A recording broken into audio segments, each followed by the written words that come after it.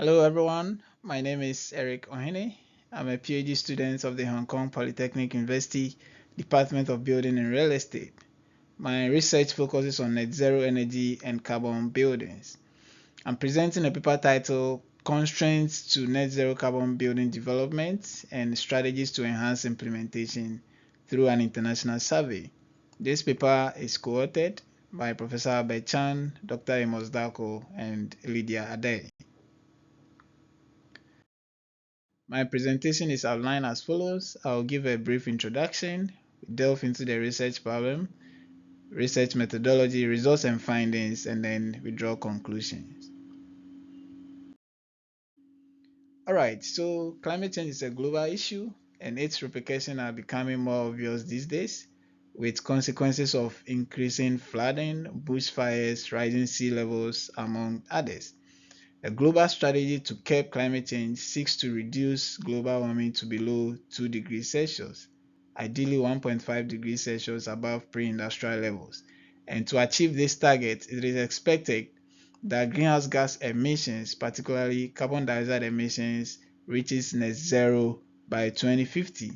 And it is also expected that various sectors of the global economy reduces their emissions to net zero by 2050, which the building and construction industry is a key stakeholder. So for the building and construction industry, it is believed that constructing and retrofitting buildings into net zero carbon status could play a major role in reducing its emission. And by definition, net zero carbon buildings are energy efficient buildings that depends on renewable energy sources, with their materials also coming from a sustainable source. Notwithstanding the benefits or the importance of net zero carbon buildings, its uptake within the industry has been limited, and this is due to the inherent constraints militating its adoption. So far, there have been some studies on these constraints, but they've been highly localized. Thus, there's a lack of survey of the state of the arts and an international perspective on the subject necessitating this current study. So this study basically aims to identify and prioritize the barriers or the constraints militating the adoption and implementation of net zero carbon building and suggest practical strategies to overcome the identified constraints. Alright, so with the methodology, two main approaches were used. First, a systematic literature review was conducted, and this is to help identify the constraints discussed in literature. This was done using various search terms and a search conducted in Scopus and Web of Science database. Further to the identified constraints in literature, an expert survey was conducted, and this involved 8 experts with varied expertise in the construction industry. And further to that, a panel discussion was also conducted. The data gathered here were analyzed using the best worst method, and this is to help prioritize the barriers based on the experts' input.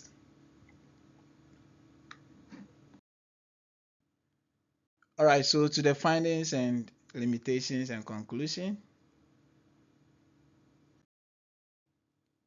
All right, so the systematic literature review reviewed 7 main themes of constraints, and these were classified into economic constraints, legislative, professional, technical, sociocultural, technological, markets, and geographical constraints. However, it was identified that economic constraints are the top discussed or the most discussed in literature, followed by legislative, professional, technical, technological, through to the least, which is geographical constraints.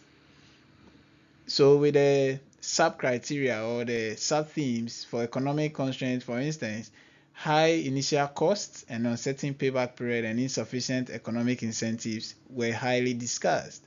With the legislative constraints, factors such as lack of governmental institutional support, lack of fiscal policy, and insufficient regulations were also highly discussed in literature. So further to the systematic review, an expert survey was conducted, and then the result or the data analyzed using the best west method. It was identified that legislative constraints are the top prioritized, followed by economic constraints and professional or technical constraints. The top two, is a bit contrary to the discussion in literature, which rather prioritizes or emphasizing the economic constraints as the most discussed, followed by legislation or legislative constraints. That notwithstanding, these two constraints, legislative and economic, are very critical and has to be paid. They need to pay much attention to them in the effort to promote net zero carbon buildings. Further, several sub-themes were identified and prioritized as well, and the top three are insufficient regulations and policy and implementation efforts, which is classified under legislative constraints. Then the second is uncertain payback periods, which also falls under economic constraints. Then lastly, or the third, lack of governmental and institutional support, which also falls under legislative constraints. So this clearly shows that legislative constraints and economic constraints are very critical, and much effort has to be paid to them in the effort to promote net zero carbon buildings development. One of the participants highlighted or commented that although legislation alone cannot realize net zero carbon building because it depends on multi-stakeholder commitment, legislation can boost public and investor confidence. This is one of the remarks given by the participants. So further to the identified or prioritized constraints, several strategies to overcome the top prioritized constraints were offered. And then we present here the top three strategies to overcome the top three constraints. So the first one, which is insufficient regulations, policies, and implementation efforts. It was recommended that incorporating buildings into national climate policies and formulating progressive regulations and policies could go a long way to overcome this barrier. Then the second barrier or prioritized constraint, which is uncertain payback periods, it was proposed that there's the need to demonstrate the benefit of adopting zero carbon technologies and approaches. Then with the third barrier or constraint, which is the lack of government and institutional support, participants recommended that it is important to formulate progressive regulations and policies, and there's also the need for government to provide financial incentives in order to promote the adoption of net zero carbon buildings. All right, so now to the conclusions and recommendations. Several themes of constraints have been identified, including legislative, economic, industry, sociocultural, geographical, market constraints, among others. But this study identified that economic constraints are the most critical. Then several sub-themes were also identified, and insufficient regulations was the top prioritized.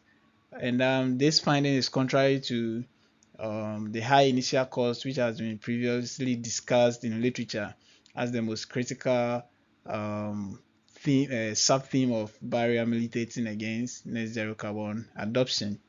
So based on this, further studies are recommended to subject the barriers identified in these studies to broader expert views, and then also further studies can be conducted in various jurisdictions in order to identify case-specific barriers militating net zero carbon adoption, in order to also enable development of effective adoption strategies in implementing net zero carbon buildings. Thank you very much for your attention, and then your questions are welcome.